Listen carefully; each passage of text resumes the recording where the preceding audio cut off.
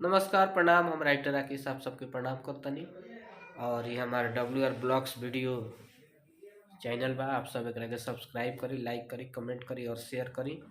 और आप सबके बता दी कि कुछ कारण बस हम ऊपर कंटेंट ना डाल पाओ है टाइम के अभाव में। अब लगातार आप सबके ऊपर अपडेट मिलत रही कि हमार लिखल गाना कौना चैनल से कब आ रहल बा। तो आप सब सब्सक्राइब करी, लाइक करी, कमेंट करी और शेयर करी और ढेर सारा प्यार आशीर्वाद दी। और MS म्यूजिक चैनल पर बहुत अच्छा वीडियो छूटल बा। आप सब ढेर सारा प्यार आशीर्वाद दी। MS music channel, MS music hit channel और RS म्यूजिक पर बहुत बढ़िया बढ़िया वीडियो छूटल बा। आप सब ढेर सारा प्यार आशीर्वाद दी। और साथ साथ में होली के ढेर सारा शुभकामना बा हमारे तरफ से।